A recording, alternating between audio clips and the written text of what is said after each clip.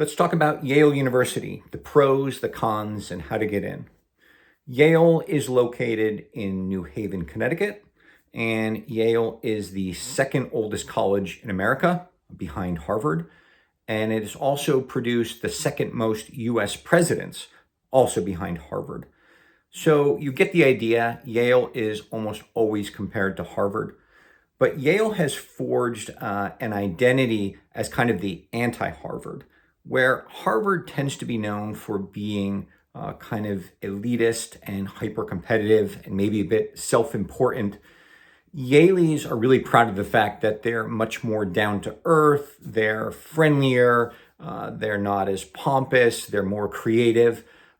So they have all the prestige of Harvard University without all that self-importance. You can't talk about Yale without talking about the residential college system. When you are accepted into Yale, you are randomly assigned to one of 14 different residential colleges on campus. And this college will really kind of provide the focal point for your 4 years on campus. So every residential college has its own dorm, its own dining hall, its own study rooms, its own music rooms. The colleges compete against each other every year in intramural tournaments. So it really kind of provides students with this smaller, tight-knit family within the larger university. And if for some reason you don't like your residential college, maybe all your friends are in a different one, you can always apply for a different one. And it's worth noting that while some of the other Ivies do have some version of a residential college system, Harvard has one, Princeton has one, Dartmouth has one. It's not nearly as prominent at those schools as at Yale. At Yale, it really is a focal point of your education. And when Yale alumni meet each other years after graduating, the first question they inevitably ask each other is, what college were you in? What are some of the pros of Yale? Well, the first is you have a very strong campus community. Maybe this has something to do with the fact that New Haven, Connecticut doesn't have a lot to offer. So most Yale students spend a lot of time on campus. But there are always things to do on campus. You know, all the energy that students have gets invested back into campus activities.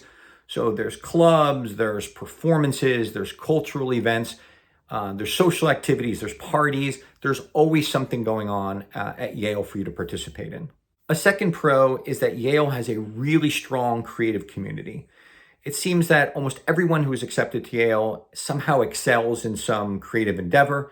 Either they're a gifted cellist, or they sing in an a cappella group, or they paint and they exhibit their artwork around campus, or they perform improvisational comedy, or they created a musical that was produced off Broadway. For some reason, Yaleys tend to be kind of artsy-fartsy, maybe theater nerds, and they're really fun, they're really collaborative, and they're always doing something creative. And a final pro of Yale is that it really seems to have a very happy student body. The college website niche.com ranks Yale as a top 5 national university for best student life. And it just seems to be one of those places where students really enjoy each other, they enjoy going to school there, and they like spending time together. What are some of the cons of Yale? One of the cons is that it can be really tough to get the courses that you want. One of the best features of Yale is that they have these world-class professors who teach really interesting classes, and Yale offers a shopping period at the start of every semester where you can kind of sit in on different courses to see what you want to take. But it can be really difficult to get into the most popular classes, and students always complain that while it's great to have the shopping period where you can sample these different great classes, odds are you're not going to be able to get into any of them. Another potential con of Yale is its location in New Haven, Connecticut. While many students are quick to defend the city and say that it's diverse and there are things to do and it has excellent pizza, New Haven isn't nearly the city as, say, a Boston or a New York or even a Philadelphia or Providence. There just aren't a lot of cultural options available. New Haven can be pretty sketchy in a lot of areas. It can be downright dangerous in a lot of areas. And that's why the Yale campus is surrounded by these giant 10, 12-foot gates. On campus, it's known as being very safe, but off campus, it can definitely be sketchy. A third potential con of Yale is its woke campus culture. Now, all the Ivy Leagues are known for having liberal student bodies.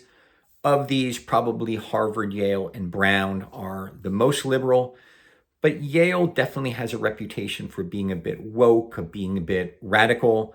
About 10 years ago, there was a famous case on campus where a few white professors were criticized when they said that their little kids should be able to wear whatever Halloween costumes they want, even if it's something like Disney's Pocahontas. And a lot of Yale students kind of complained about that and said that it was a microaggression, that it was offensive, and they kind of demanded safe spaces and trigger warnings.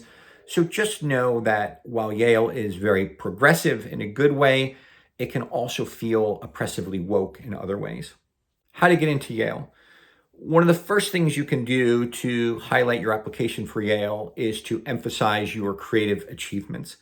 Now, not everybody who gets into Yale is some sort of creative genius. There are athletes who get in, there are scholars who get in, but Yale is known as being the creative Ivy. And so many students who go there are exceptional at music, at art, at performing. A lot of Yaleys tend to have this strong artistic bent. So that won't guarantee you getting in, but it's certainly something that they look for.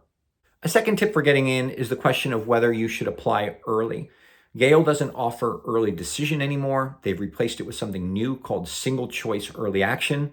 It works much more like early action, where there's no binding commitment to go there if you get in. But it's worth knowing that there's no real statistical advantage to applying single choice early action. Yale itself maintains that they don't give any preference to students who apply early.